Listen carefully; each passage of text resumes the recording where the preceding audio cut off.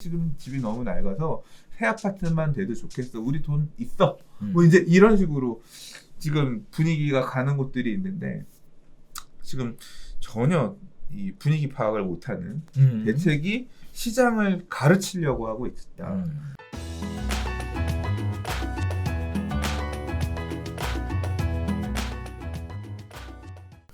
좋아요와 구독하기는 사랑입니다. 네, 안녕하십니까. 2020년 8월 하고도 8일 한바라서 소식을 전하는 고품격 부동산 토크쇼 부동산 별별 스타에 오신 여러분을 환영합니다. 20대 8등인데? 그런 거예요? 2020년 8월 8일. 그런 거 까먹은 지 20대 오래됐어. 8등. 아직도 기억하는구나 그런 걸. 아이 겹치는 거 좋아해서. 원래 지난주에 네. 대책 발표가 없으면 휴방하는 걸로. 그러니까 오늘도 오면서 차 한참 막혀가지고 힘들었어. 나 깜짝 놀랐어요. 사실 네. 강 건널 일이 없어서 말로만 들었거든요. 뭐 도로 폐쇄며 차 엄청 막힌다. 나 맨날 걸어만 다니고 도심 안에서만 차로 다니니까 별로 그럴 일이 없었는데 오다 깜짝 놀란 게 한강공원도 다 잠겨 있대. 잠겨 있어요. 그래서 이렇게 나무들 이렇게 목마르게 내밀고 있고 그래서 시겁하던데. 네. 아무튼 그거 넘어오는데 그거 잘 못해가지고 딴 생각하다 사실 다리를 잘 못했어. 동작대게 탔어야 되는데 반포대게 타고 넘어서 차는 무지 막히네 또. 아무튼 그래 살짝 그랬어. 그래요? 네. 자, 그래서 그 뭐죠? 날씨 대책도 나왔잖아. 뭐 도로 통제도 하고 뭐도 하고 뭐 그 한강공원에 있는 그게 뭐죠? 집기류들? 네, 이런 거 다 전부 다 빼가지고 그 강변 도로에 쫙 세워놓으셨더라고요. 단단해서 그런 건 못 봤어. 저녁에 집에 퇴근하러 가는데 장난 아니더라고요. 근데 서울도 서울인데 지방은 심각하대. 그러니까. 예, 이게 지금 비가 이렇게 또 많이 오는 게 참 무서워. 이 수해가 진짜 무섭잖아요. 그러니까요. 네. 자연이 무섭죠. 무서워요. 그러니까. 이 비가 이렇게 지금 벌써 이게 밝은 날을 본 지 오래됐잖아요. 계속 비가 오고 있잖아요. 그러니까 누가 그러더라고. 우리나라는 이제 건기 우기가 온 것 같다고. 지금 장마가 아니라 우기인 것 같다고. 우기기. 그래도 이런 그 찰나의 시간 동안에 또 입추가 또 지나갔다는. 벌써 말복 끝났어요? 아니지. 말복은 안 했지. 입추하고 그 다음 말복이지. 그치. 그래서 저녁에 바람이 선선한 이유가 왜 그러냐? 입추가 지나서 그렇다는 얘기가 있습니다. 자, 밖에 비 오니까 선선한 바람 좀 불고 그런 거 아니야? 그럴 수도 있고. 자, 어쨌든 지난주에 이번 주죠. 방송 녹화하는 걸로는 이번 주인데요. 이번 주에 부동산 대책이 나왔습니다. 그래서 휴방을 안 하고 방송 진행하는 걸로 이렇게 얘기가 됐는데, 자, 8월 4일 부동산 공급 대책이 발표가 됐고요. 그 실효성 논란이 지금 연일 뜨겁습니다. 물론 여러 가지 이유가 있는데 그 중에 하나가 임대차 입법 관련된 얘기가 더 뜨겁더라고요, 지금. 임대차 관련. 네. 시장의 분위기 자체는. 그런데 또 무시할 수 없죠. 또 한번 짚고 넘어가야 되니까. 그렇죠. 시청자분들한테 이런 말씀 하나 드리고 싶어요. 공급의 시기, 그다음에 공급 물량, 그다음에 공급 가격, 그다음에 공급 면적이라는 4가지 측면에서 이 내용을 보시면 좀 더 구체적으로 이해가 되지 않을까라는 생각이 좀 듭니다. 자, 어찌됐든 구체적으로 첫 번째 이야기부터 시작해 보도록 할게요. 자, 8월 4일 부동산 공급 대책이 발표가 됐습니다. 총 26만 2천호 이상을 공급하겠다는 내용이 발표가 됐는데요. 늘어나는 공급 물량 절반 이상을 생애 최초 구입자, 청년, 신혼부부에게 공급하겠다라는 얘기가 동시에 발표가 됐습니다. 기존에 발표된 내용이 약 7만 호 정도고요. 정비사업 활성화가 4만 호, 유휴공간 정비 및 재활용이 3만 호 해서 7만 호고요. 추가적으로 13만 2천 호가 공급이 된다고 해요. 신규 택지 발굴에 대한 부분이 3만 3천 호, 3기 신도시 등 용적률 상향 및 기존 사업 고밀화, 그 다음에 정비사업 공공성 강화를 통해서 공공참여 고밀 재건축 도입, 그리고 공공재개발 활성화 방식으로 공급을 한다고 해요. 그 다음에 네 번째가 규제 완화 등을 통한 도심 공급 확대가 있습니다. 노후 공공임대 재정비, 공실, 상가 오피스 주거 전환, 택지 용도 전환 및 중공업 지역 순환 정비 촉진 등을 통해서 13만 2천호를 공급한다고 하는데요. 자, 그 외에도 사전 청약 확대를 통해서 6만 호를 공급한다고 하는데 내용을 다 합치면 26만 어딨냐 26만 2천호 이상 공급된다라고 얘기를 하고 있습니다. 자, 일단 여기서 포인트가 뭐냐면 기존에 발표했던 7만 호는 여기서 다시 언급할 필요가 없을 것 같고, 그 다음에 사전 청약 확대 6만 호에 대해서도 뭐 한다고 했으니까 그건 하는 거니까 실제 물량이 늘어나는 거에는 큰 영향을 미치는 게 아니라 가장 중요하게 관심 가졌던 부분이 추가로 13만 2천호 공급되는 이쪽 파트가 아닌가 싶어요. 자, 이쪽 파트에 대해서 여러 가지 얘기들이 있었습니다만 뭐 어쨌든 그린벨트 안 풀고 그리고 있는 부지를 잘 활용하겠다라고 얘기해서 신규 택지 발굴을 하겠다라고 얘기가 나왔는데, 일단 뭐 태릉 CC, 용산 캠프킴, 정부 과천청사 일대, 서울지방 조달청, 국립외교원 유휴부지, 서부면허시험장, 노후우체국 복합개발, 공공기관 유휴부지 17곳 해서 3만 3천호 공급. 자, 다음에 3기 신도시 용적률 상향 및 기존사고 고밀화를 통해서 3기 신도시 용적률 상향을 통해 공급하겠다. 자, 다음에 또 공공참여형 고밀 재건축을 도입해서 용적률을 300에서 500%까지 최대 50층까지 해서 늘어나는 이익에 대한 부분을 기부 채납 형태로 가져가겠다라고 발표가 됐는데, 되게 얘기가 많습니다. 자, 다음에 또 공공 재개발 활성화 관련돼서도 참 얘기가 많은데, 아무래도 오늘 가장 중점이 되는 부분이 이 부분이 과연 실효성이 있겠느냐라는 부분이 가장 중점이 될 것 같아요. 자, 어떻게 보셨어요? 일단 신규 택지 발굴부터 한번 얘기해 볼까요? 일단 이 710 대책 때는 좀 충격이었지. 왜냐하면 이런 걸 해? 이게 말이 돼? 어씨. 이제 그러면서 직접적으로 다 이렇게 영향 끼쳐지는 부분들이 많았기 때문에 수역제 또는 이제 늘어나는 세금 이런 부분에 있어서 상상을 초월하는 부분들이 많이 있었으니까. 근데 공급 대책은 사실 이 공급 대책을 지금 8월 달에 이렇게 7월 달에 대책이 못 내고 8월 달에 몰아서 이렇게 원래 7월 말에 낸다고 했다가 이제 8월 달에 낸 이유는 뭐냐면 앞으로 이렇게 좋은 집도 많이 져줄 테니까 집을 사지 마 또는 집 살 생각하지 마 이런 시그널을 주고 위함이잖아요. 공급 대책이라고 하는 이런 좋은 물량을 우리가 준비했어.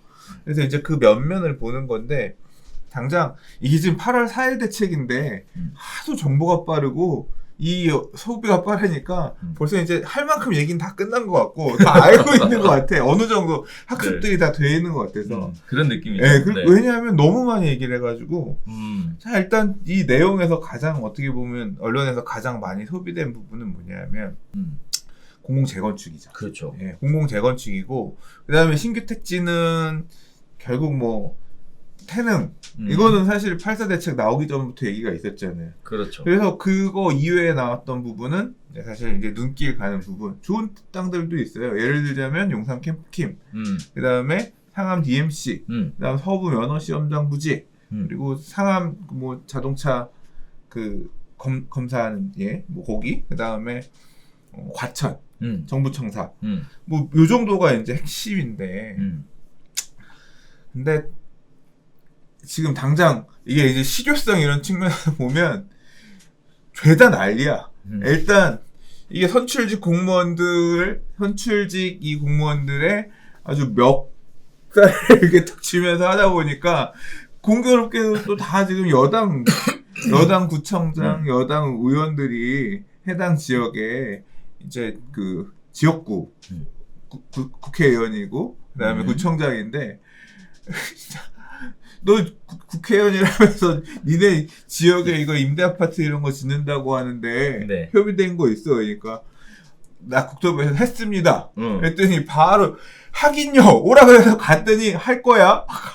좀 얘기 좀 합시다. 그랬더니 가. 이러고 끝났습니다. 이게 무슨 협의입니까? 자기는 홍보지. 해당 지역에다가 텐트 쳐놓고 임시구청장실 운영할 거라고. 뭐 시장실이었나. 아무튼 뭐 지금 거의 그런 분위기잖아요. 그러니까 이게 그거 뭐냐면 거의 이렇게 충분히 협의를 거쳐서 올라가는 그런 게 아니라 나라가 정했어. 야, 우리가 결정했는데 네가 따라야지 어쩔 거야. 까라면 까야지. 뭐 딱 이런 모양새가 딱 됐죠. 그거 반발을 하는 거지. 이제까지 당에 충성해왔고, 우리가 이 정부 정책 방향에 동조하기 위해서 어쨌는데 이렇게 내칠 수 있습니까? 이제 그런 좀 되게 웃긴 상황이 어떻게 보면 연출된 거죠. 지역 주민들은 반발을 엄청나게 하지. 그렇죠. 예를 들자면 상암 DMC 같은 부지는 원래 133층짜리 랜드마크 타워를 짓겠다라고 한 부지예요. 왜 거기가 비었었냐? 사업성이 안 나와. 이제까지 그걸 사업하겠다는 사업 시행자가 없어서 아직까지 못했었거든요. 지정했다가 뭐 상황이 안 좋아서 안 되고 이랬었는데 그 상암 DMC 안에서 가장 많고 핵심적인 땅이에요. 거기 그거 지으려고 그랬는데 거기에다가 아파트, 그냥 분양 아파트면 좀 나아. 저는 분양 아파트가 많을 거라고 생각하는데 임대 아파트 이런 거 껴서 져버리면 완전 황당한 거지. 상암의 마지막을, 상암 DMC 디지털 미디어 시스템의 마지막을 장식해야 될 점에 될 곳에 임대 아파트, 지역 주민들 입장에서 황당한 거지. 이제 그래서 이제 반대. 그리고 뭐 그 면허 시험장에서도 그런 식으로 임대 아파트 들어오는 건 싫다. 이제 이런 부분들이 있는 거죠. 그렇죠. 뭐 그게 싫은 것들은 그 지역 주민들의 입장이니까. 그렇죠. 마포구는 당장 지금 뭐 그런 상황이고.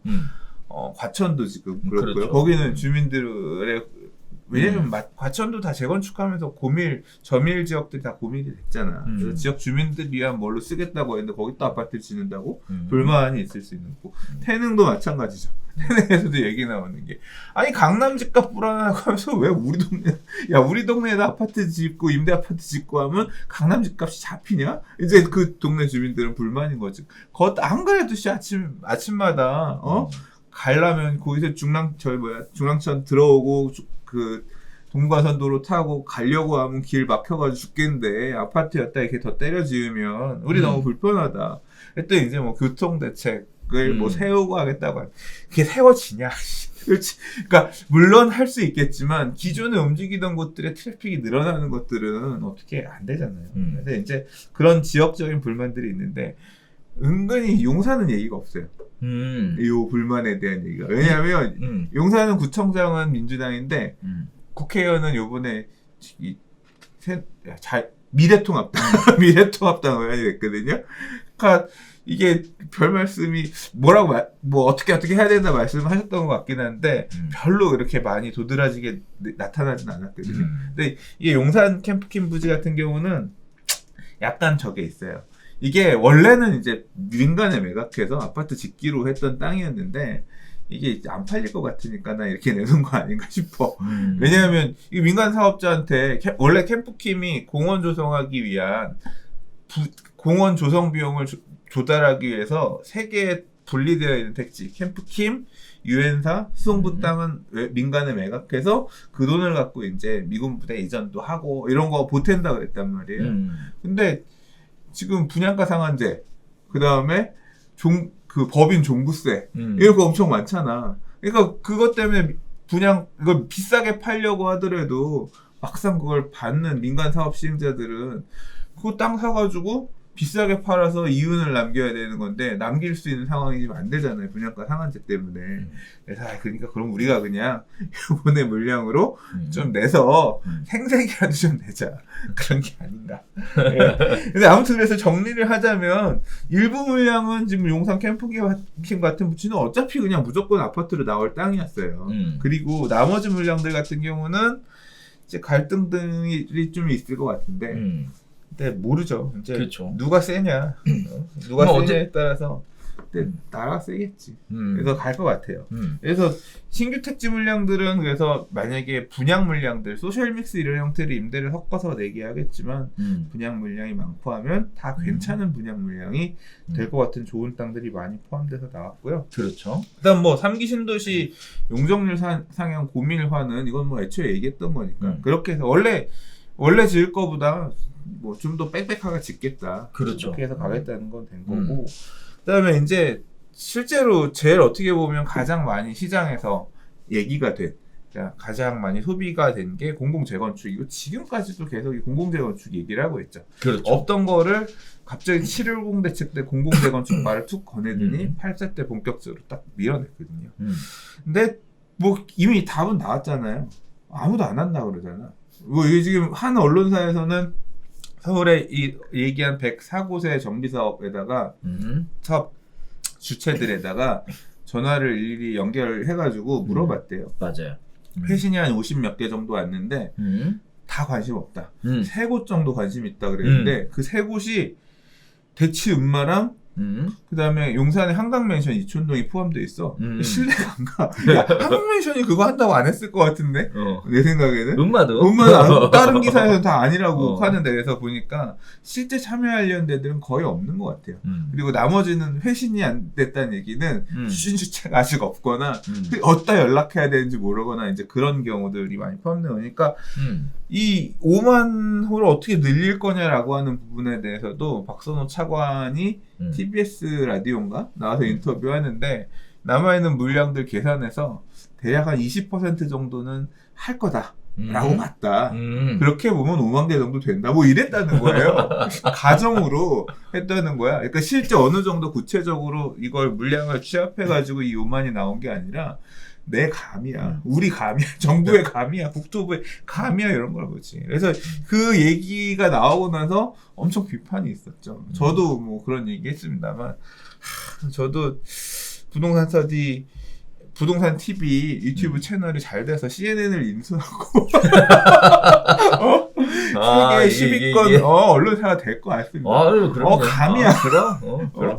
이게 어느 정도, 아니, 좀 사실 그러니까 뭐냐면, 이런 데이트 숫자라고 하는 게 어느 정도 근거 하에서 가야지. 왜냐하면 좀 말 그대로 진짜 매력적인 그런 제안을 가지고 접근해 왔다라고 하면 고민해 볼 수 있겠지만 똥을 던져주면서 좀 해주세요라고 해도 저리 꺼져 뭐 이래야 될 판에 지금 카드가 막 이 정도는 매력이 있을 거다. 이거 실제로 그러니까 이게 용적률 500% 아파트랑 용적률 300% 아파트랑 이게 쾌적성에서 차이가 크거든요. 그렇죠. 그리고 이게 지나면 지날수록 사실 가격이 벌어져요. 그러니까 고용적률 아파트들이 시간이 지나면 지날수록 처음에 이제 이쁘고 새 거고 좋았던 부분들이 살짝 이렇게 가시면서, 그러니까 대표적으로 이제 볼 수 있는 게 주상복합촌으로 조성됐던 데들이 대부분 고용적률 단지들이잖아요. 대지 지분이 안 많은 이런 데들이 쎄맛있고 좋고 할 때는 가격이 버티다가 시간이 지나면 지날수록 이제 이게 저용적률로 지은 아파트들은 공원이며 뭐며 이런 것들 쾌적한 부분들은 계속 있잖아.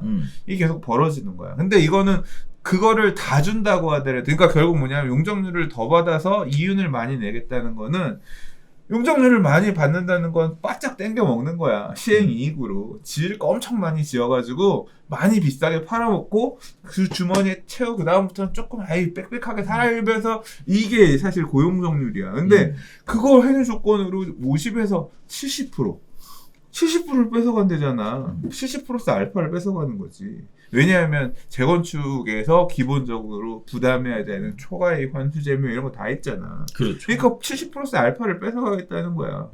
근데 그걸 하라고 하면 평생 평생 답답한 집에서 살 집을 내가 희생해 가면서 그걸 또 다 뺏겨가면서 이거 미친 거. 이 장사 안 해본 사람이 디자인한 거라니까. 이런 미친 장사를 어느 이상한 사람이 해. 그래서 안 하지.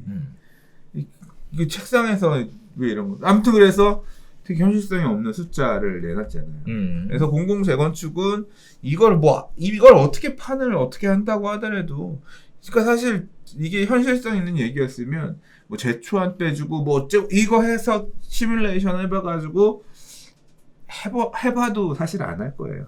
이 지금 최근에 재건축 트렌드들은 어땠냐면 1:1 재건축을 희망하는 곳들이 있었잖아요. 용적률 우리 별로 안 늘릴게. 세대수도 그냥 안 늘릴게. 그냥 그런 식으로 우리 그냥 300%까지 줄 수 있어. 우리 220%만 하면 돼. 더 안 할게. 그랬더니 니들 안 해? 니네 두시계획위원회 안 넘겨줘? 그러면 임대 아파트만 조금 껴서 할게. 그래서 그런 형태를 해가지고 지금 하고 있거든요. 지금 그렇게 하는 데들이 있단 말이에요. 근데 지금 뭐 이거는 임대를 더 받겠어. 지금 결국 쾌적하게 가면서 임대 많이 안 짓고 그냥 우리가 헐고 짓는 데 들어가는 비용들 일반 분양도 별로 안 많아도 되고 그냥 우리가 돈 내서 재건축할게. 왜냐면 집이 너무 낡아서 새 아파트만 돼도 좋겠어. 우리 돈 있어. 뭐 이제 이런 식으로 지금 분위기가 가는 곳들이 있는데 지금 전혀 이 분위기 파악을 못하는 대책이 시장을 가르치려고 하고 있다. 근데 그래서 이게 5만 개는 진짜 실속이 없는 숫자가 아니겠는지 않느냐 싶었고요. 그렇죠. 사실 이제 되게 의미 있는 게 뭐냐면 공공 재개발 활성화죠. 공공 재개발 활성화를 이제 정부 국토부 입장에서 말을 꺼낸 거예요. 이제 이거는 사실 기재부 홍남기 경제부총님이 막 열심히 말씀을 당시에 하셨었는데 원래 공공재개발은 5.6 대책 때 처음 얘기가 나왔어요. 앞으로 공공재개발 사업이 잘 안 가고 있던 이런 데를 주택공급 활성화지구로 주택법상 지정을 해가지고 용적률 한 120% 정도로 풀어주고 이제 그렇게 되면 이제 공급해야 되는 물량의 절반 정도를 공공임대 또는 이제 이 공공에서 가져가겠다. 임대 목적 물량으로 빼가겠다. 대신 이제 LH나 SH 같은 공공 사업 시행자가 들어가서 하고 이 사업이 잘 안 갈 수도 있으니까 대신 추가 보상금 이런 거 내는 것도 되게 덜 낼 수 있게끔 개런티 해줄게. 뭐 이제 이런 어떤 좀 공공에서 하다 보니까 세입자에 대한 보호 조치면 이런 거 좀 빡빡하게 하고 대신 이제 좀 손해는 최소한으로 개런티 해주고 임대 이렇게 일반 분양 개수도 조금 일부는 공공 뺏어가지만 용적률 늘리는 이런 형태로 가겠다라고 하는 게 공공 재개발이었는데 이게 이제 처음에 102곳 정도를 얘기했는데 어디가 될까 이게 그 당시에 이제 되게 관심이 많았는데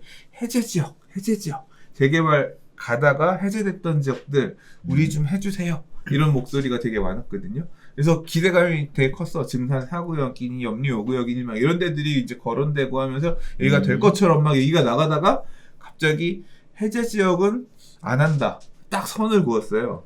해제 지역에는 이 공공재개발 안 할 겁니다. 6월달에 딱 선을 그으면서 찬물을 쫙 끼얹었거든요.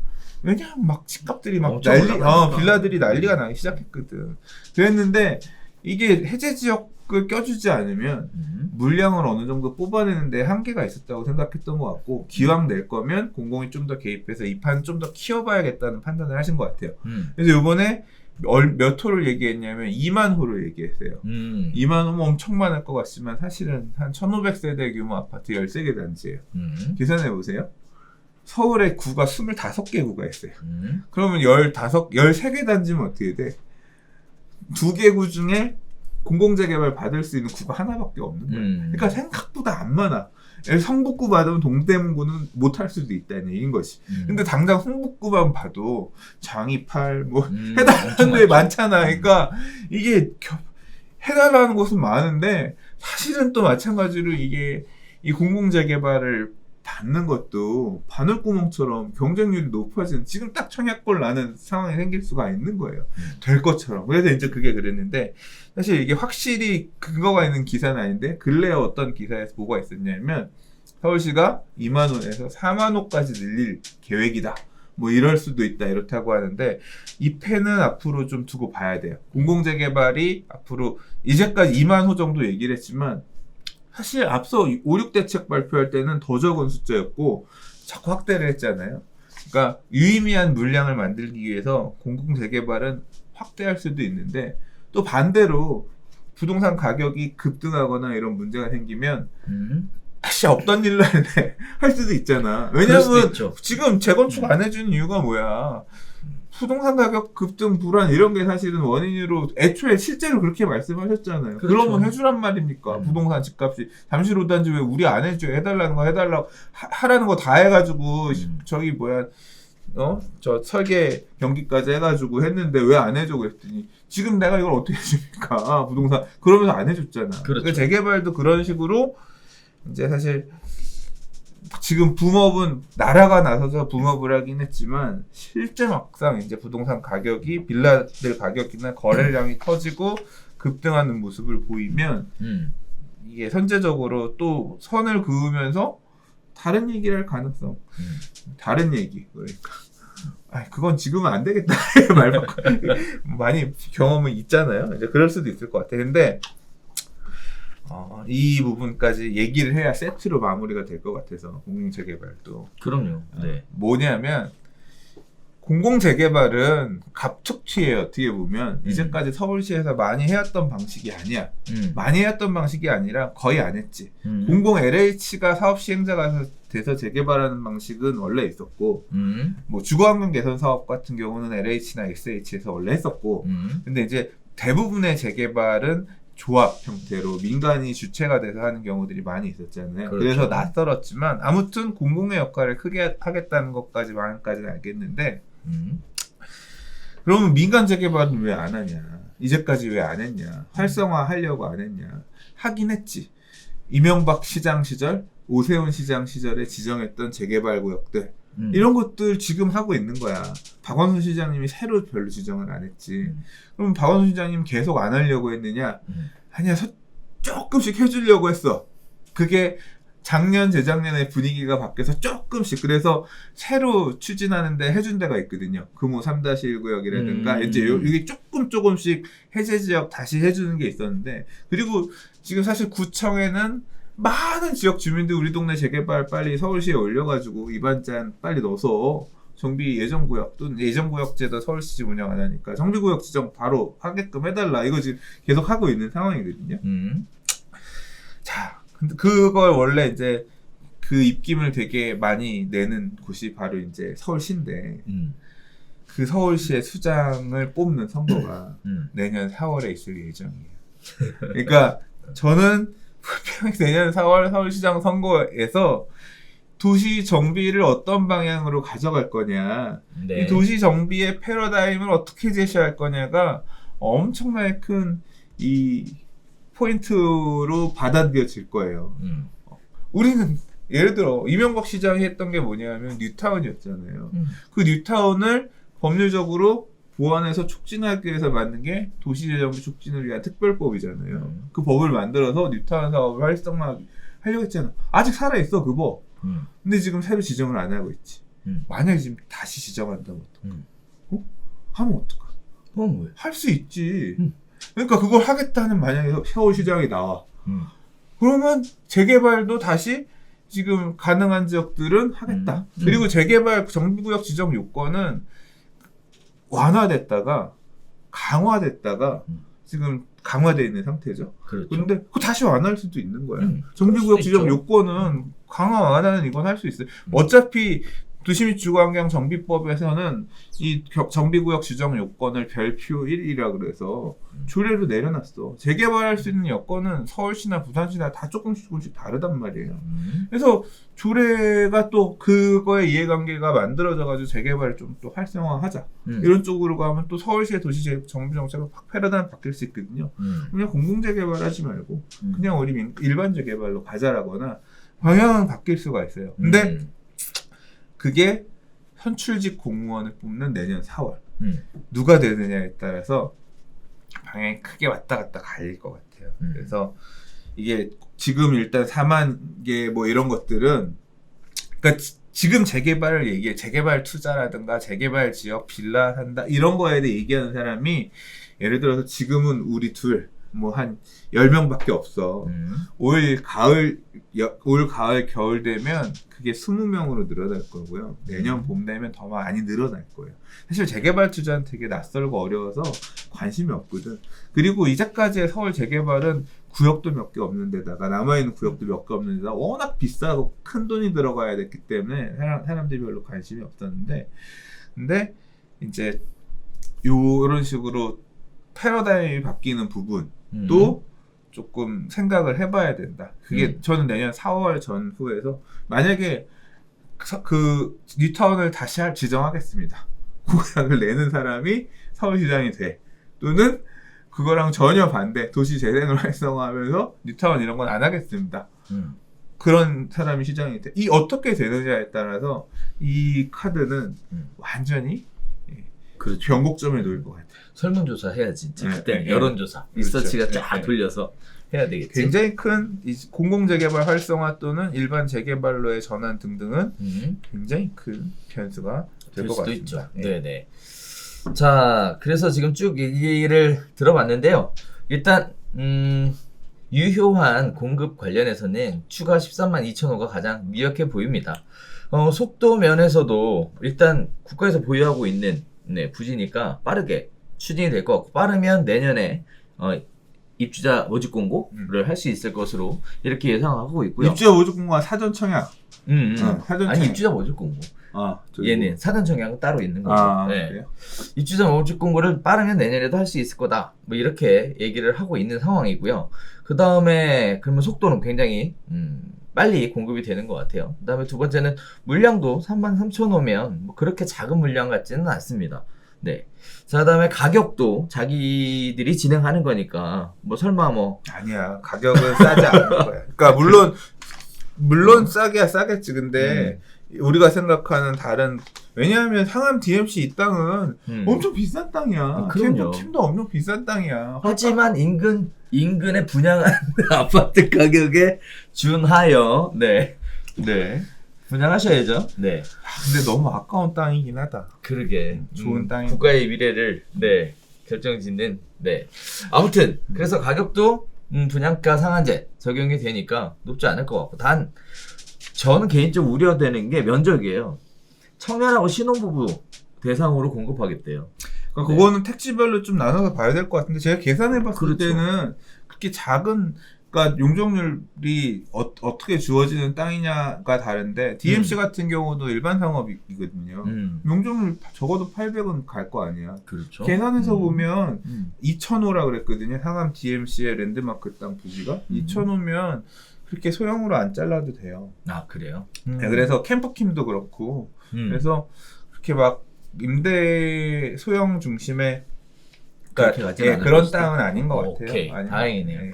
그래서 면적 부분이 가장 애로사항이었는데, 일단 그렇게 가면 좋을 것 같습니다. 지금도 부동산상 문제가 계속 생기는 게 사람들이 실거주할 수 있는 주택에 대한 이야기를 계속 하고 있는데, 공급에 대한 부분들이 엇박자나고 있는 거 아니냐, 너무 작은 주택만 공급하는 거 아니냐라는 얘기들이 계속 있어 왔거든요. 자, 이런 부분들이 이번에는 좀 오명을 좀 벗었으면 하는 바람도 있고요. 자, 다음에 3기 신도시 관련돼서도 너무 빽빽하게 짓는 거 아니냐라는 논란은 있지만, 뭐 일부 전문가들에 의하면 이 정도 늘린다고 해서 그렇지. 그렇게 그거 3기 신도시 용적률도 그렇게 빡빡. 근데 사실 좀 우려되는 건 그런 거예요. 어떤 부분이 우려되냐면, 지금의 공급이 노무현 대통령 시절에 공급하고는 좀 이게 결이 달라. 색깔이 달라요. 그러니까 이게 주거 복지 차원, 이 복지라고 하는 개념이 조금 모호하지만, 그냥 지금 사실 부동산 시장이 불안한 게, 임대 가격이 올라가는 것도 이제는 불안한 상황이 됐지만, 어떻게 보면 더 큰 난리가 나고 있는 부분은 공급 불안, 그러니까 살 집이 없다는, 매수할 수 있는 집이 없다는 게 불안이잖아요. 그렇죠. 근데 이제 지금 늘리겠다고 하는 이런 공급 물량들 중에서, 이게 노무현 대통령 시절에 그 당시에 공급, 판교에 중대형을 더 짓겠다. 또는 위례 신도시는 중대형 평형 중심으로 공급하겠다. 동탄 이신도시 확장. 이런 거 다 뭐냐면 임대를 지은 게 아니라 공급할 수 있는, 소유를 할 수 있는, 말 그대로 내 집 마련을 할 수 있는, 그냥 내가 새 살 수 있는, 안정적으로 새 살 수 있는 나라가 주인인 집 말고, 내가 소유하면서 자산 가격이 올라가면 그 자산 가치 향유도 할 수 있고, 불로소득도 누릴 수 있고, 그런 집을 사람들이 원하고 있는 거잖아요. 근데 그런 집에 대한 공급은 그때처럼 많은 것 같지 않아요. 그러니까 그걸 기다리는 사람이 목 빼고 있지만, 막상 뚜껑을 딱 열어보니까, 아씨, 이게 내가 분양받을 수 있는 집은 여전히 문턱이 좁네. 그렇죠. 이런 문제. 근데 지금 이게 지금 시장의 문제는 그거일 거다라고 저는 생각하는데, 그게 문제가 아니라고들 정치하시는 분들께서 생각하는 것 같아요. 그러니까 나서서 차기 대선 후보 중에 한 명으로 꼽힌다는 분도, 경기도 쪽에 지어지는 3기 신도시는 기본 주택 개념을 만들어서 소유할 수 없고 임대할 수 있는, 그냥 니들은 월세 이제 이런 식의 주택들로 많이 지금 방향들이 가고 있잖아요. 그런 모습을 볼수록 청약을 기다렸던 사람들은 인내심이 바닥날 텐데, 조급해질 텐데. 그런 부분이 조금 사실 우려스럽습니다. 자, 그 다음에 정비사업에 대한 부분들도 지금 계속 얘기 나오고 있는 게 뭐냐면, 이런 얘기들이 나와요. 우리 아까 얘기했듯이 250%에서 300% 용적률로 만들어지게 되면 약 50%가 증가를 하게 되는데 거기에 따라서 무슨 뭐 기부 체납으로 50세대, 그 다음에 일반 분양으로 50세대, 뭐 이렇게 해서 기부 체납 50세대를 받는 현재의 구조를 공공 참여형으로 바꾸면서 용적률을 250%를 무려 2배로 올려주는 거죠. 그렇게 하면서 기부 체납으로 125세대, 그리고 기부 체납으로 250세대, 일반 분양으로 250세대. 그러면 결국은 일반 분양 50세대였던 게 일반 분양 250세대가 되니까 조합원들 입장에서 좋아지는 거 아니냐, 이거 혜택 환수해야 된다는 얘기가 또 한편에서 나오고 있는 상황이고, 또 한편에서는 내가 쾌적함에 대해서 포기하고 있는 거, 그 다음에 또 하나는 재건축을 희망하는 사람들이 임대 아파트 자체를 원하지 않는다라는 그렇죠. 거, 이런 부분들이 지금 시장에서 계속 이야기가 오고 있습니다만, 지금까지 밝혀진 얘기에 의하면 공공 참여형 고밀 재건축을 희망하는 사업장은 없는 것으로 이렇게 기울어져 가고 있는 상황이고요. 왜 이렇게 가르치려고 그래? 그러니까 이게 지금 자꾸 이 정책으로 이렇게 해야 된다. 니들은 따라라. 이게 공공의 정의고 선이야. 이런 식으로 지금 법률로 강제하는 거잖아. 니들은 임대 단지랑 같이 섞여 살아. 그게 정의야. 이렇게 지금 자꾸 강제하고 있잖아요. 우리는 싫은데 그 싫은 거 인정하지 않는 거지. 나는 그러니까 안 하는 거잖아. 그럼요. 근데 왜 어쩔 수 없는 문턱을 넘어야 되잖아요. 토지 등 소유자의 3분의 2 이상의 동의를 얻어야 한다. 자, 과연 이 동의를 받을 수 있을 것이냐에 대해서는 매우 회의적으로 시장에서 바라보는 것 같습니다. 따라서 공공참여형 고밀 재건축 도입에 따른 공급은 없는 것으로 이렇게 봐도 되지 않을까 싶은데, 반면 선생님 얘기하셨던 것처럼 공공재개발 부분은 뭐 벌써 움직인다는 얘기들이 있더라고요. 움직인다는 얘기가 아니라 이런 발표와 상관없이 애초에 우리 동네도 이제 다시 재개발해야 되는 거 아니냐, 또는 우리 동네도 이제는 재개발하자라고 하면서 기존의 해제 구역이 아닌 지역들도 빌라촌들 이런 데들 있잖아. 네네. 아파트 동아줄만 받으면 상관없다. 우리도 아파트로 점프하고 싶다. 이런 움직임들이 되게 많이 있어 왔어요. 지금 올해 본격적으로 막 움직이기 시작했는데, 그런 상황인데 갑자기 공공재개발 떡밥을 국토부가 딱 던지니까 얼씨구나 이제 받으려고 하는 상황인 거지. 네, 그렇습니다. 자, 그런 부분들이 있습니다. 자, 재건축 관련돼서는 어려워 보이지만 재개발 관련돼서는 새로운 기회가 될 수 있지 큰 않을까? 화두가 될 거고, 앞으로의 이제 부동산 상승장이 앞으로 얼마나 남았는지 모르겠으나 앞으로의 남아있는 시장에서 굉장히 핫한 화두로 등장할 가능성이 높아 보입니다. 네. 자, 84 부동산 대책 관련해서 계속 이어서 이야기 한번 해볼게요. 자, 이번에 규제 완화 등을 통한 도심 공급 확대에 관련돼서 크게 이슈가 되는 내용이 두 가지가 등장을 했는데, 하나가 지분 적립형 분양주택 제도의 도입, 또 하나가 공실상가 오피스 주거 용도의 전환. 저는 개인적으로 이 두 가지가 눈에 확 들어오더라고요. 자, 뭐 토지 임대부 분양주택이라든지 뭐 여러 가지 얘기들이 나왔습니다만, 궁극적으로 선택한 게 지분 적립형 분양주택이라는 것 같아요. 네. 그런데 이거 가지고도 얘기가 참 많더라고요. 내용은 그래요. 구입 자금이 부족한 무주택 실수요자를 위해서 입주 시 분양대금의 일정 부분을 납부하고요, 장기간 거주하면서 지분을 분할하면서 취득하는 이런 형태의 새로운 개념의 지분 적립형 분양주택 제도라고 얘기합니다.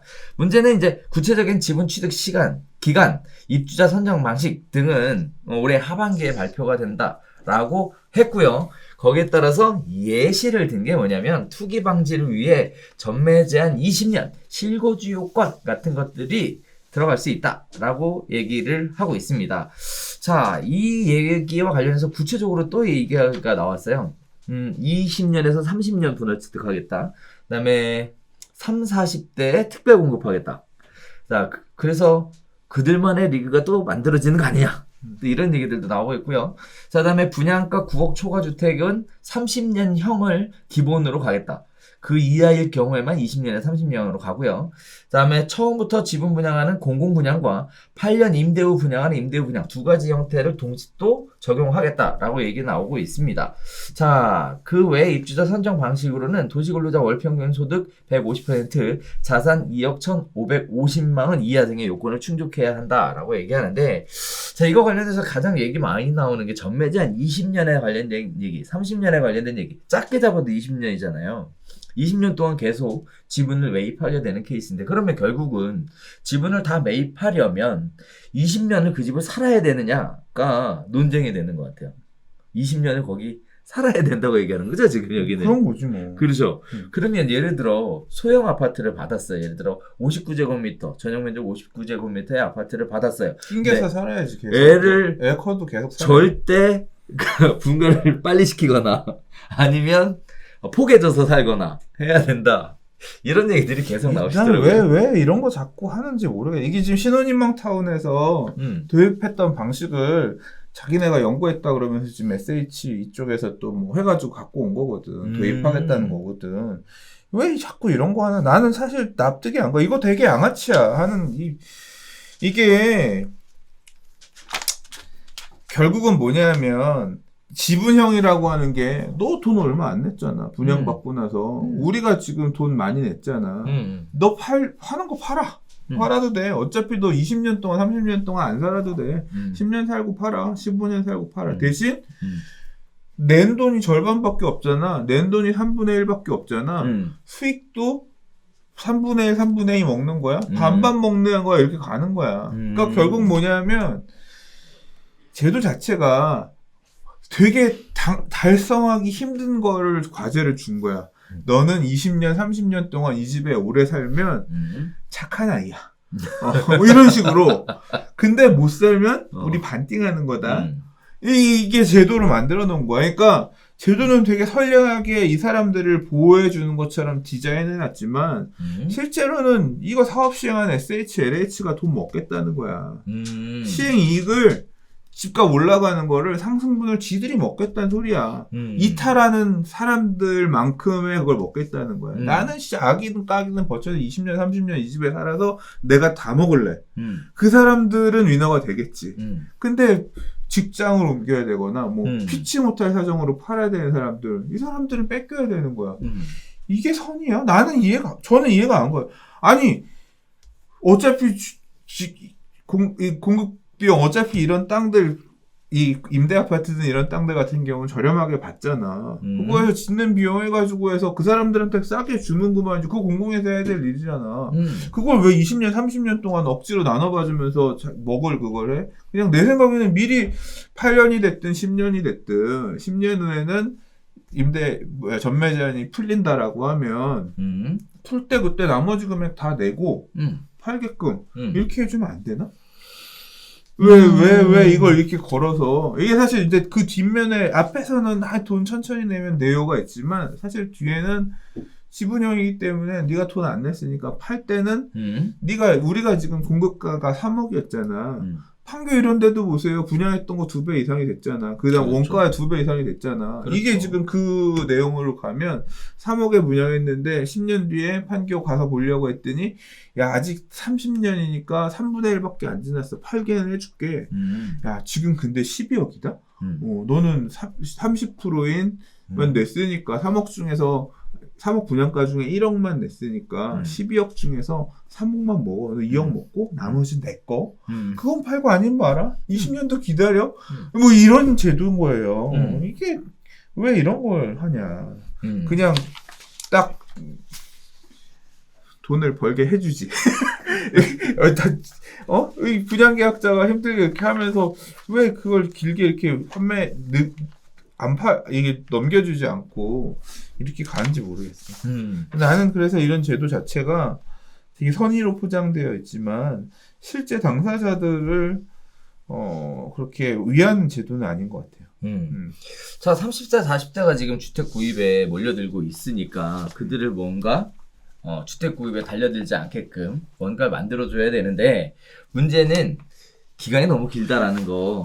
그것도 그러니까 지금 예를 들어 30%만 있으면 된다. 70%는 10년 동안, 15년 동안 자기가 담보대출 받아서 이자랑 원금이랑 분할 상환하면 되는 거잖아. 그게 원래 대출제도의 온전한 그거잖아. 그렇죠. 왜 그 대금을 늦게 받는데 지가 다 먹겠다 그래? 그런 거 아니야? 그래서 아니 기존에 있는 금융제도를 활용하더라도 충분히 분양계약자들이 수분양자들이 충분히 다 부담할 수 있는데 어거지를 이렇게 끼워가지고 제도를 만드는지 모르겠다. 그래서 30대 40대가 다시 매수에 관심을 가지면 안 되니까 그래서 일단 던져놨는데 그 부분 때문에 굉장히 얘기들이 많습니다.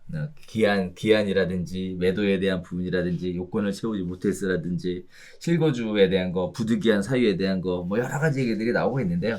아무튼 뭐 정부에서 생각하는 것처럼 30, 40대가 진짜 30대가 영끌을 해서 부동산 사는 게 문제다라고 인식을 했다면 그들이 뭔가 그렇게 하지 않게끔 지원책을 만들어 주는 건 좋은데 이런 방식은 좀 아닌 걸로. 이거 완전 조삼모사도 아니고 지금 당장 10년 분양전 제가 이게 이해를 못하는 부분은 아니에요. 임대 아파트 사업을 하고 이런 걸 하면 SH든 LH든 부채가 많아. 왜냐하면 남는 장사를 잘 못하니까 민간 그렇죠. 사업이랑 달라서 돈이 안 돼서 그런 건 이해를 해. 그래서 5년 그러니까 원래 임대 분양전환 아파트가 원래 5년이었잖아요. 그래서 5년짜리는 원래 할 때 시작한 가격, 그러니까 5년짜리랑 다르게 10년 분양전환 같은 경우는 끝날 때 감정평가 해가지고 그 가격으로 분양전환하는 그렇죠. 조건으로 갔잖아. 맞아. 지금 그거 계약할 때도 다 알았지만 지금 다 난리 났잖아. 그거 받아들이지 못하겠다라고 해서 지금 다 난리가 나가지고 그 가격대로 못 주겠다. 다시 해라. 그래서 지금 난리가 난 상황에서 지금 여기저기 소송하고 있는 상황이잖아요. 그랬더니 어떻게 됐어? 앞으로 10년 분양전환 공급 안 하겠다고 그랬잖아. 지금 그걸 지금 다시 반복하는 거야. 그냥 그거 10년 분양전환 이런 거 안 하겠으니까 이제 요렇게 해가지고 살짝 속여서 차라리 속이지나 말든가 니들을 위하는 것처럼 이거 30대 40대를 위해서 이런 걸 우리가 되게 머리를 싸매가지고 잘 만들어냈어요. 그렇게라도 얘기를 하지 말든가. 이거 분명히 10년 뒤에 지나면 맨날 줄소송 할 거야. 난리 날 거야. 왜 이거를 하냐. 지금 오늘 기준으로 잘라가지고 돈 다 낼 테니까 나눠 먹는 거 없게끔 해라. 이게 그러면 그때 가면 또 얘기하겠지. 무슨 소리냐. 네가 당첨될 때 이거 다 감내하고 받아들이고 해서 사인한 거 아니냐. 도장 찍은 거 아니냐. 너는 3분의 1만 먹고 떨어져야 돼. 하겠지만 우리가 선택할 수 있는 지금 옵션이 없잖아. 지금 이거라도 받고 싶은데 지금 어떻게라도 받고 싶어서 지금 해가지고 들어오는 건데 지금 만약에 내가 이 지분 적립형 분양주택을 받을 때 나눠서 받는 거나 또는 대출 받아서 분할 상환하거나 하는 걸 선택할 수 있었다라고 하면 그 선택권이 없는 상태에서 안 그래도 새 아파트 받을 수 있는 이런 거 그거 하나 구멍 하나 찾아서 받은 건데 그때 가서 당연히 억울해서 또 얘기 나오겠지. 이거 분명히 100% 뒤집어진다니까요. 그렇답니다. 자, 그리고 저의 관심을 또 끊었던 건 뭐냐면 공실 상가 오피스 주거용도 전환에 대한 부분이에요. 공실 오피스 상가를 주거용도로 전환해서 공공지원 민간 임대주택으로 공급하겠다. 민간 사업자가 이 사업에 참여할 경우 리모델링 비용을 융자해주고 주차장 추가 설치를 면제해주겠다. 민간 사업자는 공공성 확보와 교통 혼잡 방지를 위해 공공 방식과 동일하게 임차인의 자격을 차량 미소유자로 제한하겠다. 또 10년 이상의 임대 의무 기간과 임대료 요건, 주거 취약계층 우선 공급 등의 의무들을 져야 한다. 이렇게 얘기들이 나오고 있는데 지금 안 그래도 감염병 위기, 그 다음에 또 상가 같은 거, 오피스 같은 경우 공실 굉장히 심각한 상황에 지난번 6.17 대책인가요? 7.10 대책 때 공급 방안 이렇게 쫙 나와 있었던 것 중에 이게 세 번째인가? 그러니까 이게 계속 낑겨서 나왔는데 저도 사실 여러 번 얘기했던 거라서 지금 이제 집합상가들 이런 것들 그러니까 상가가 무너지고 있잖아요. 그렇죠. 상권이 무너지면서 집합상가들 이런 데들 저 공간들을 어떻게 활용하면 좋을까 그런 측면에서 충분히 생각해 볼 만한 제도라고 생각해요. 해.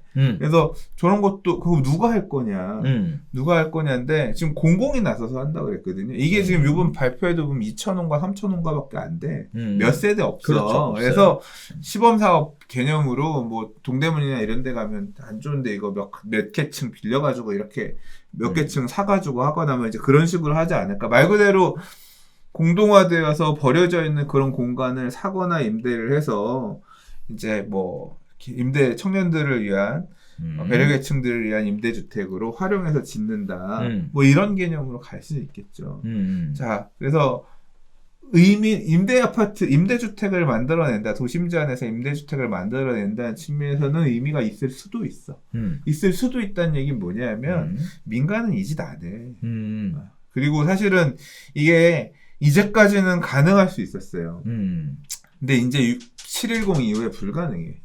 종부세 때문에 안 돼. 그렇지. 네, 종부세 때문에 이거 바꿔가지고 주택으로 바꿔가지고 하게 되면 종부세 6%씩 부담해가면서 하면 수익 날 수가 없어. 기존에 원래 되게 자본들 펀딩들 해가지고 공유주택 사업하려고 들어왔던 펀드들 다 작살나고 있어.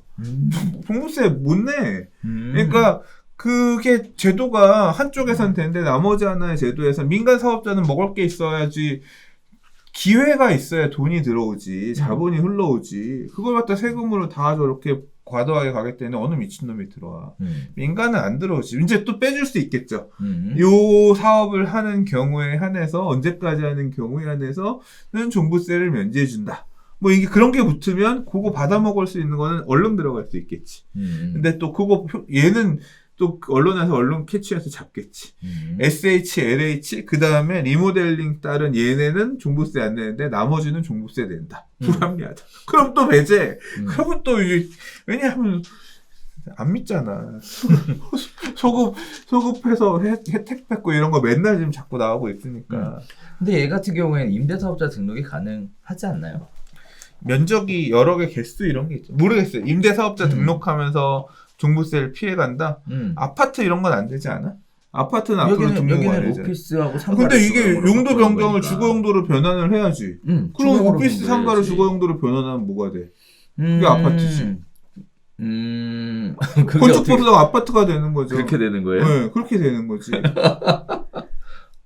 아니면 오피스텔을 그냥 형태는 오피스텔을 넣고 주거용으로 공부상 바꾸지는 않고 그러면 준주거로 해서 쓰기만 쓴다고? 글쎄 모르겠어. 그렇게 되면 그거는 용도 불법 전환이라서 내가 볼 때는 과태료 건축법 위반으로 과태료 뜯을거 말. 그러니까 그런 어떤 법률적인 부분도 되게 봐야 돼요. 그래서 저도 지금 두 가지가 궁금한 게 뭐냐면 밝혀지지 않은 게 뭐냐면 참여에 대한 조건.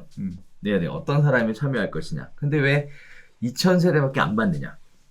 해당되는 게 제한적이고 제가 볼 때 이거는 2,000호라고 하는 거는 몇 개 빌딩들 뭐 이런 것들 해놓고서 일단 시범 사업 좀 해보자 이런 형태로 해놓고 대책을 낸 것 같아요. 네. 그래서 저한테는 개인적으로 관심이 좀 있는 내용의 이유는 뭐냐면 우리 그 같이 일하는 식구들이 지방에 살다 보니까 다 뿔뿔이 흩어져거든. 네. 이런 기회가 오면 잘 만들어서 사원주택 뭐 이런 걸로 만들 수 있지 않을까? 너무했나? 근데 이게 아무튼 보유세 문제가 지금 제가 언급했지만 임대주택도 보유세 문제가 되게 커요. 그래서 그러니까. 쉽게 임대사업으로 진출하기가 임대주택 사업이 원래 그렇게 크게 수익이 많은 그럼 사업이 아니잖아요. 수익이 아니라 그러니까 투자금 대비 수익이 별로 크지 않은 게 임대업인데 이런 식으로 보유세 부분들 이런 것들을 좀 배제해 줄 수 있는 어떤 그런 근거들이 만들어지지 않고서는 민간 사업자가 쉽게 가긴 좀 어려울 거라고 봐요. 자, 그 다음에 얘기 나왔던 건 뭐냐면 이제 그동안 서울시가 공급 관련돼서 충분하다 해왔으나 이번 대책이 발표된과 동시에 이제 드디어 공급 부족 문제에 대해서 인정하는 거 아니냐 이런 얘기들을 나오고 있는 상황이고요. 또 하나는 서울 중산층 수요를 흡수할 주택은 여전히 부족하지 않겠냐라는 얘기도 나오고 있고요. 자, 그리고 또 공공고밀 재건축 관련해서 굉장히 부정적인데 강남 같은 경우에는 참여가 안 할 것이다 이런 얘기들이 나오고 있는데요. 자, 그럼 결국 핵심은 그거죠. 과연 이번 대책이 집값 안정화에 영향을 줄까요? 라는 부분에 대해서는 어떻게 생각하세요? 어쨌든 집값 안정화 시키려고 낸 거잖아. 애초에 오늘 그런 측면에서 얘기한 부분이 없잖아요. 없죠. 사실 이게 보는 관점에 따라 다른데 제가 좀 그런 측면이라서 그런지 모르겠지만 이 공급 대책 안에서 무슨 기회가 있을까? 그래서 그런 거 중점적으로만 봤잖아요. 먹을 게 있다 없다. 이게 될 거다 안 될 거다. 그런 쪽에서만 봤잖아요. 아마 시장에서 진입하려는 참여자들은 그런 쪽 중심으로만 봤겠죠. 그리고 공급 대책을 통해서 수요자들의 어떤 매수 심리를 잠재우는데 뭐 여긴 물량들이 진짜 좋겠다. 뭐 그런 부분도 어느 정도 있었겠죠. 그러니까 3기 신도시 기다리는 수요들이 엄연히 엄청나게 존재하거든요. 그런 분들 입장에서는 용적률을 더 높이겠다는 건 내 몫이 더 가능성이 커지겠구나. 지금 선택의 기회가. 그렇죠. 예, 이제 그런 메시지는 당장 내년부터 사전 청약이니까 그런 청약을 통해서 접근하려고 하는 그 범위 안에 있는 분들 입장에서는 당연히 있을 거고 생애 최초 이런 확대하고 이런 부분도 그러니까 거의 그런 시기예요. 이게 지금 정해져 있는 물량이 조금 늘어나긴 늘어났고 청약 안에서도 정해진 물량을 누구한테 줄 거냐 이 배분들을 좀 하고 있잖아요. 그래서 가능성이 높은 권역에 있는 사람들 입장에서는 가능성이 높아졌으니까 매수에 섭불리 나서지 않고 좀 더 홀딩해 볼 만한 근거가 되긴 할 것 같아요. 그렇죠. 아무것도 없었던 것보다는 있는 게 더 나을 수도 있겠죠. 근데 사실 이번 대책이 가장 안고는 이번 대책이 가장 안고 뭔지 알아요, 수장님? 그냥 공공재개발 활성화야. 아니야. 그러면 발표된 지 얼마 안 됐는데 임대차 입법 때문에 묻혔다는 거야 지금. 그러니까 이게 공공 재건축이 제일 야마라 그러잖아요. 야만 줄 알았는데 별로 반응이 없으니까 오히려 그리고 한편에서 또 알고 있는 사람들은 공공 재개발 쪽으로만 이렇게 가고 있는 그런 상황인 것 같아요. 맞아요. 이거 자료 만드는데 안 뜨는 거야. 그래서 한참 돌려서 찾아봤네요. 네. 자, 아무튼 이번에 발표된 공급대책 관련해서 쭉 이야기를 나눠봤는데 여러 가지 개인적인 생각들은 다양하실 것 같아요. 수장님도 그렇고 저도 그렇고 저 같은 경우에는 이게 관심이 있었던 이유가 그런 의도로 관심이 있었던 것처럼 각자 다양한 생각들을 가지고 있을 것 같습니다. 아무튼 공급 부족에 대한 얘기들이 계속 있어 왔으나 공급에 대한 대책이 발표가 됐다라는 것에는 의미가 있다라고 저 개인적으로는 생각을 하면서 이번 공급 대책에 관련된 얘기는 여기서 마무리 짓도록 하고요. 두 번째 이야기로 가겠습니다. 자, 두 번째 이야기입니다. 연일 계속되는 임대차 입법과 관련된 문제인데요. 3법에서 2법으로 줄었어요. 네. 자, 임대료 5%조차 세입자가 거절하면 한 푼도 못 올린다라는 내용을 중심으로 이야기 한번 해보겠습니다. 국토부가요, 임차인이 인상을 반대해도 집주인은 임대 재계약 거절을 못한다라고 얘기를 하고 있습니다. 분쟁조정위원회도 강제할 방법이 없다고 하고요. 소송을 해도 계약갱신 전에는 판결이 안 난다라는 건데요. 이게 참 내용을 보면 그래요. 임대료를 5% 올려달라 그랬더니 거부를 했어요. 그럼 임대인은 분쟁조정위원회에 신청을 해야 되는데 분쟁조정위원회에 신청을 했더니 임차인이 절차를 거부했어요. 그러면 그걸로 끝나는 거래요. 이게 포인트입니다. 거기에 따라서 임대인이 민사소송을 제기를 한다라면 확정 판결 전까지는 자동갱신이니까 사실상 임대인 승소도 쉽지 않아 보인다라고 얘기하고요. 관련된 내용 가지고 위헌이냐는 얘기가 그렇게 많이 나오고 있어요. 근데 이거는 기사가 좀 약간 이거 관련해서 저 다른 변호사님이 정리해 쓰신 거를 제가 읽었거든요. 그래서 기사에서 얘기한 대로가 끝이 아니다가 사실은 더 아는 내용이 있다. 그러니까 내용이 계약갱신 청구권의 내용이 뭐냐면 계약갱신을 요구할 수 있어요. 2년 이제 계약 마무리 끝나가는 시점이 돼서 세입자가 나는 더 살고 싶어요. 계약갱신을 요구했어. 임대인이 5% 인해서 올려서 그렇죠. 이제 5%가 이제 이거 조례로 금액이 정해지겠지만 만약에 5라고 가정했을 때 5% 올려줘요. 그러면 갱신해 줄게 그랬더니 싫은데요? 그러면 싫어도 나도 싫은데요? 나도 5% 올려 받아야겠는데요? 서로 이 의견의 합치가 이루어지지 않아도 갱신이 일단 된다는 게 핵심이에요. 그렇죠. 돼. 그럼 나는 5% 못 받았는데 억울해.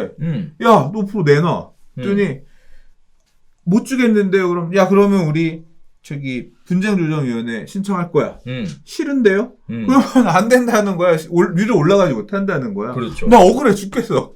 너 그래서 소송 거는 거야. 임대료. 왜냐하면 계약 증감 청구권이라는 게 임대차 보호법에 있기 때문에 그거에 기해서 임대료를 5% 올려달라고 내가 소송을 해. 근데 그 소송 결과가 빨리 안 나잖아요. 그렇죠. 근데 소송 결과가 빨리 안 나도 나긴 나. 인기 검색 결과입니다. 네, 구글 형님 나오셨네. 네. 소송 결과가 나오긴 나오는 거예요. 네. 나와서 보면 예를 들어서 계산해봤더니 5%씩 올려준 금액이 다 해서 200만 원이야. 200만 원이라고 하면 판사님이 200만 원, 그러니까 5% 올려준 금액이 계산하기 쉽게 10만 원이었고 10만 원이 2년이면 24개월은 240이잖아요. 240만 원의 만큼을 올려주는 게 맞네요라고 판사님이 판결했어. 근데 임대차 기간이 거의 끝날 쯤에 와서 이 판결이 났어. 그럼 240만 원 달라고 하면 돼. 그 돈 줘야 돼. 그러니까 그 갱신은 됐고 갱신은 임대료를 내가 분쟁 소송을 했을 때 가액이 얼마 결정되느냐를 뒤늦게 받을 수 있는 것 뿐이지 카운트는 소송하는 시점부터 가능하다는 얘기인 거지. 그래서 할 수는 있어. 근데 과연 이게 실익이 얼마나 있을까? 이런 측면에서 사람들이 좀 달라질 거예요. 그러니까 승소가 쉽지 않은 게 아니라 만약에 승소를 하게 되면 그 돈은 미리 돌려서 받을 수 있고 아마 이자 이런 것도 뭐 언제 이후부터 이자 받을 이런 것도 될 거라고요. 근데 사람들이 소송을 많이 하지는 않을 것 같다. 그런 거죠. 자, 그래서 위헌 관련돼서는 우리 영역이 아닐까 패스? 뭐 위헌인지 아닌지는 근데 계약갱신 청구권 자체가 이게 네. 여기에만 있는 게 아니라 그 원래 이게 이제 상가임대차 보호법에서 있던 게 넘어온 거잖아요. 네, 그래서 그렇죠. 많이 있어 상가임대차 보호법에서는.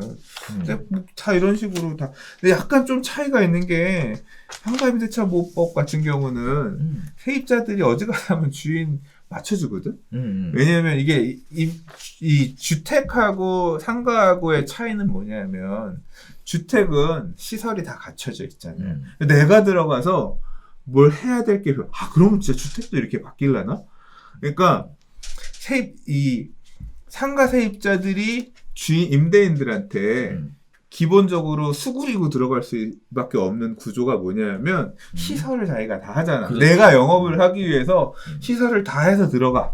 그리고 영업을 하다가, 이제 내가 못하겠거나, 아니면 그만하고 딴 사람한테 넘기거나, 이런 걸 하고 오려면 이 시설 내가 들어간 비용에 대한 권리금 이런 것들을 일부 받아야 되기 때문에 임대인한테 계속 저 넘어가야 되고 뭐 어쩌고 하는데 임대인들이 꼬투리 잡고 내가 쓸 건데 뭐 어쩐데 물론 이제 상가 임대차 보호법도 많이 보호가 됐지만 이제 그런 이유 때문에 좀 약점 잡혀가지고 그런 부분도 있잖아요. 그럼 주택 임대차도 앞으로 그냥 주택 뼈대만 주고 기본 이런 것만 주고 화장실 이런 거 니들이 알아서 해가세요. 나중에 그리고 가실 때는 이사 가실 때 그렇지 원상복구 가실 때는 변기 이런 거 다 떼가지고 뼈대만 놓은 상태로 가세요. 약 드실 시간이에요. 아니 그렇지 그건 아닌데 아니야. 근데 또 어떤 기묘한 이 해법이 나올지 모르겠다. 옛날에 그 얘기가 있었어요. 그래서 골조만 제공을 하고 기본적인 것만 제공을 하고 그 인테리어 관련 시설은 네가 해라. 대신 거기에 따른 건축비를 인하시켜서 공급하겠다. 이게 있었어 사실. 근데 시범지역으로 진행을 했었던 것 같은데 그 결과는 솔직히 기억이 안 나요. 네. 있었던 건 사실이에요. 네. 상인법하고 비교하기는 약간 어려운 게 일단은 기성품을 다 만들어서 제공을 한다라는 거에 대한 차이점. 거기에 따라서 권리금에 대한 부분이 있어서 그 부분은 약간 좀 다른 것 같은데 계속 세입자가 그것 때문에 들어간 비용이 있기 때문에 그렇죠. 끌려가는 부분이 없지 않아 있는데 주택 같은 경우는 그게 아니니까 완성품을 세입자가 끌려갈 부분이 없거든. 그러면 그렇죠. 이제 임대인들이 좀 세입자가 본전 생각 날까 하기 위해서 이제 그런 어떤 뭔가의 꼼수는 또 생각해 볼 수 있는 거지. 그럼요. 뭐 아니 우리 집은 미안하지만 우리 집은 전세가 너무 없어.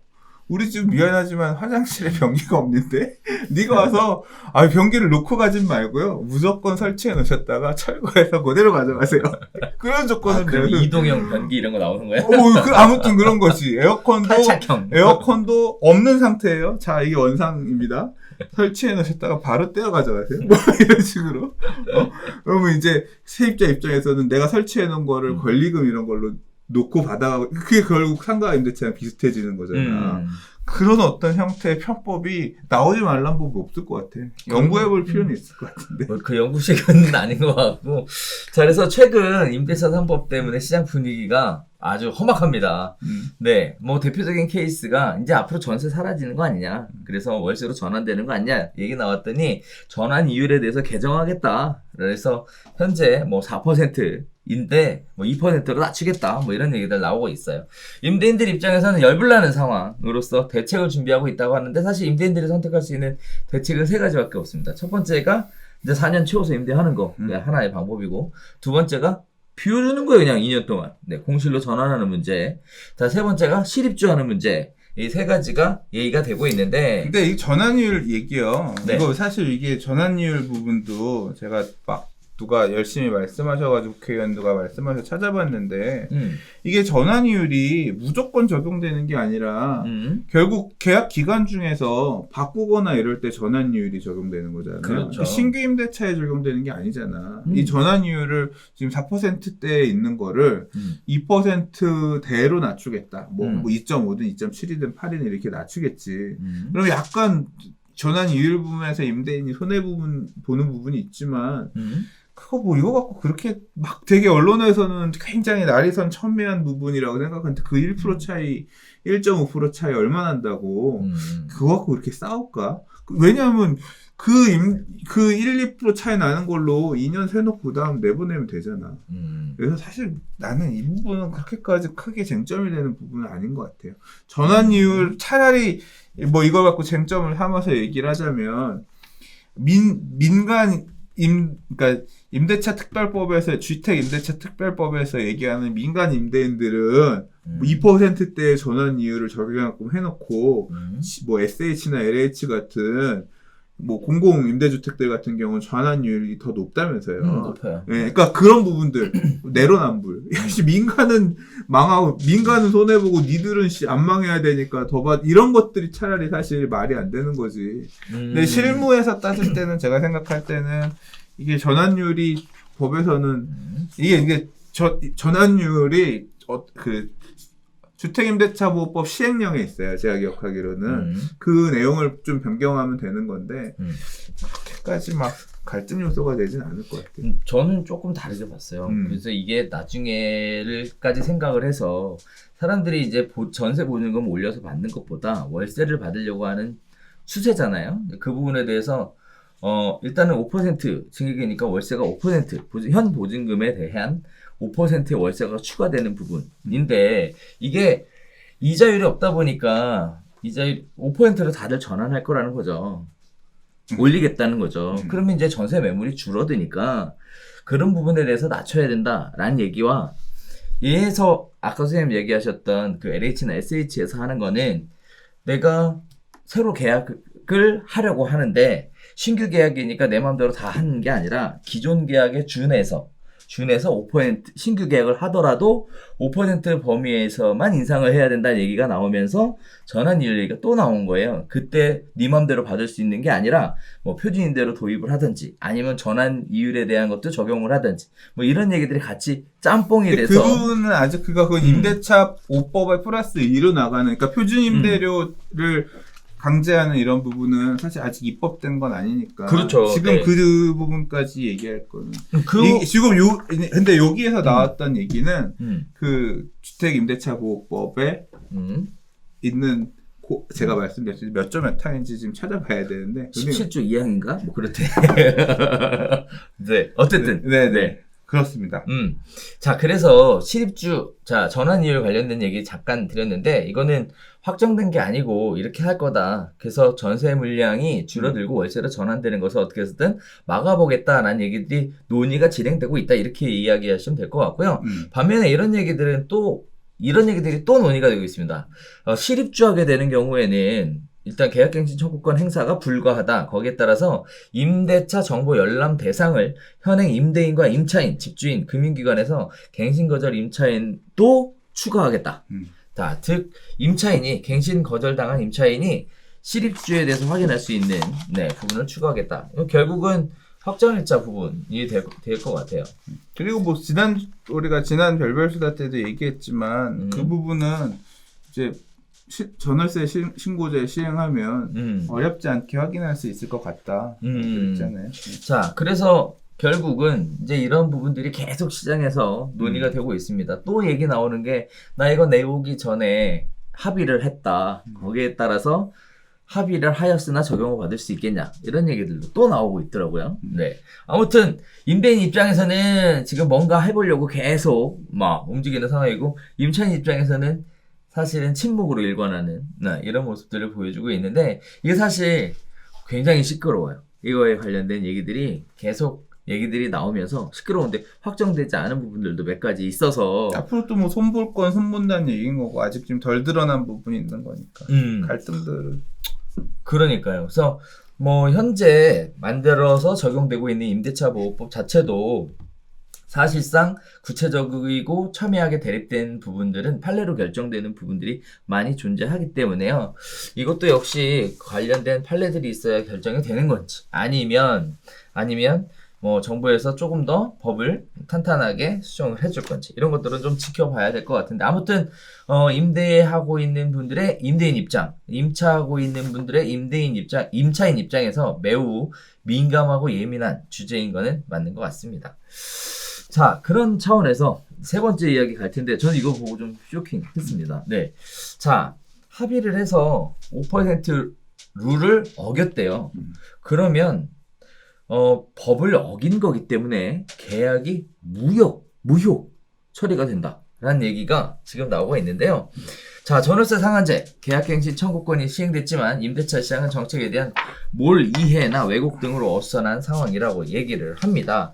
집주인이 실거주를 압박카드로 활용해서 세입자에게 계약갱신 대가로 전세값을 많이 올려받으려고 있는 상황들이 곳곳에서 포착되고 있는 상황이고요. 대표적으로 이 기사에서는 대치동을 타겟으로 설문조사를 좀 하셨더라고요. 자, 집주인과 세입자 간 합의만 있으면 계약갱신 시 임대료를 5% 넘게 인상해도 문제가 없다라고 부동산 중개업소에서 안내를 했대요. 근데 이는 개정된 주택임대차보호법 개정안에 배치되는 내용이라서 국토부 관계자는요, 임대인과 임차인 간 합의가 있으면 5%를 넘어도 문제가 없다라고 얘기한 것은 틀렸답니다. 그래서 처벌을 받는 게 아니라 계약 자체가 무효가 된다고 얘기를 해요. 그래서 5% 룰을 어길 경우 임차인이 추후 문제를 제기하면 집주인이 관련된 부분에 손해배상을 해야 한다라고 국토부 관계자가 이야기를 했다라는 겁니다. 자, 근데 나 이거는 소송 가봐야 할 것 같아. 그죠? 그러니까 지금 이게 국토부가 어차피 소송하는 주체는 아니고 법을 네. 만들었을지 법의 해석은 법원에서 해야 되는 거니까 나는 네. 이건 소송 가봐야 될 것 같아. 예를 들어 이런 거예요. 예산 해봐. 전세 계약을 하는데 우리 애가 여기서 지금 이제 중학교 들어가는데 적어도 고등학교 때까지는 6년 플러스 알파를 내가 무조건 있어야 될 것 같아. 절대 이사 가기 싫어. 그래서 법은 5% 상한제는 걸었지만 나는 좀 임대료를 더 주면서 이사 안 가고 이 집에서 한 8년은 살고 싶어. 내 옵션을 거는 거야. 저 이게 지금 5% 상한제한 걸렸지만 제가 30%씩 올려드릴게요. 재계약할 때마다 전세 가격이 그만큼 올라가 있으면 그 조건으로 특약사항으로 임대차 보호법에 반하는 그런 내용을 계약 쓴 거지. 그리고 실제로 올려줘서 살았어. 그렇게 해서 임대료를 더 올려주고 살았잖아. 그럼 이게 위법이냐 아니냐. 이 지금 일단은 국토부의 해석은 넘어서 했으니까 위법이란 거잖아요. 그렇기 때문에 내가 8년 살고 8년 산 뒤에 딱 가서 뒤통수를 딱 치면 돼.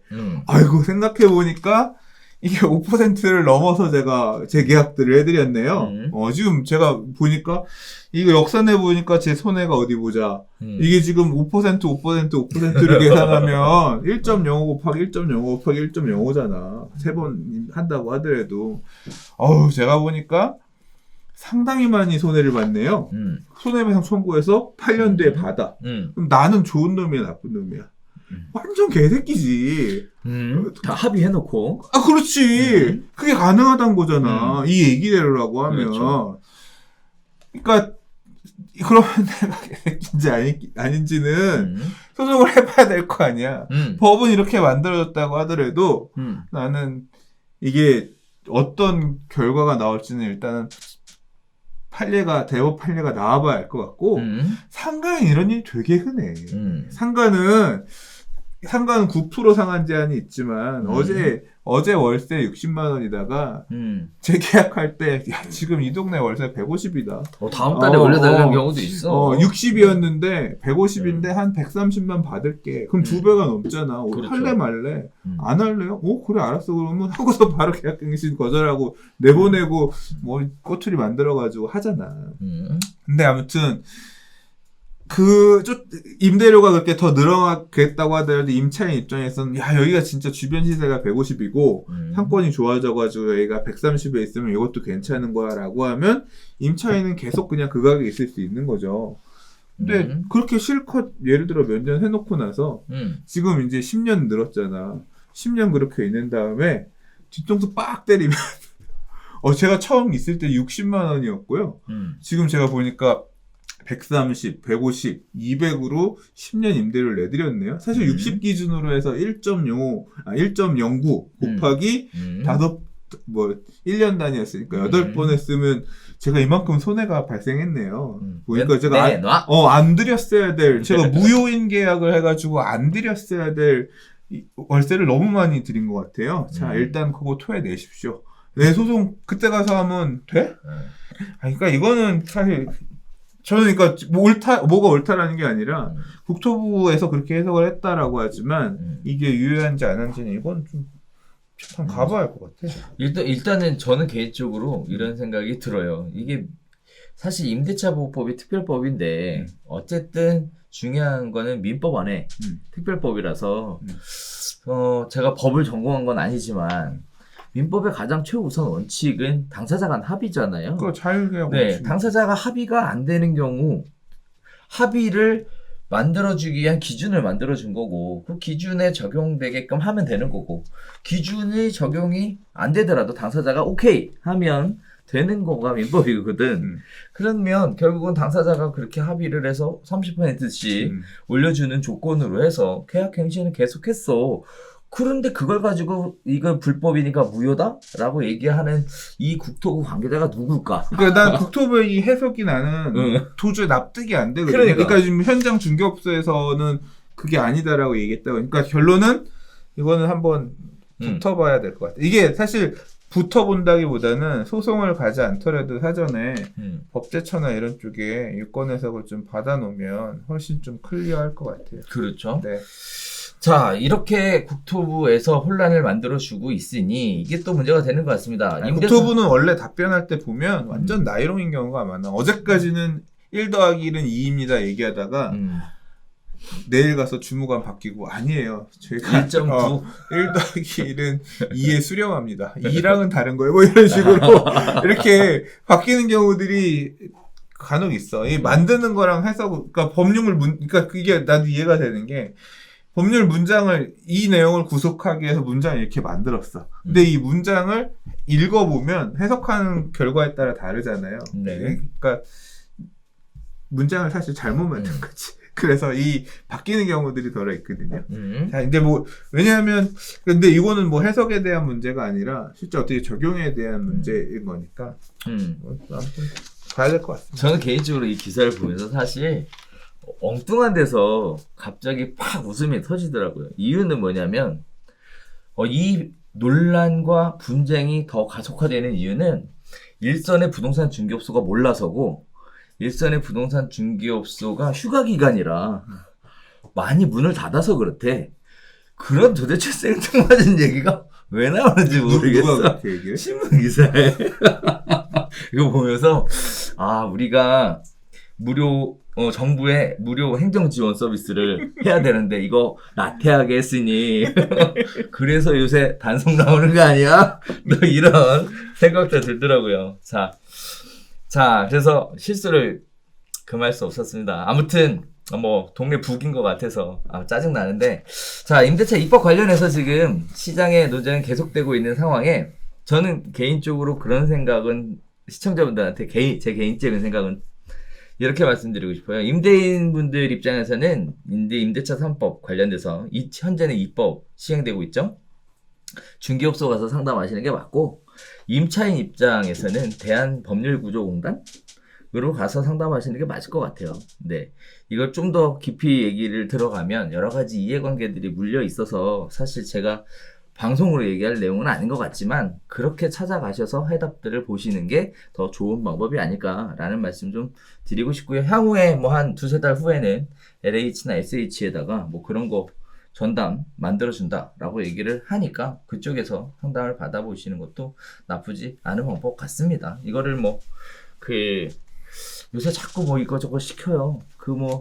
내년 6월에 전월세 신고제 또 중개업소 보고 하라고. 네. 결국 그게 되받고 냈다면서요? 그러니까 원래 이제 당사자 간의 의무를 규정했다가 그냥 임대차 거래 신고에 실거래 신고 의무도 중개업자. 그러니까. 중개업자가 없으면 당사자.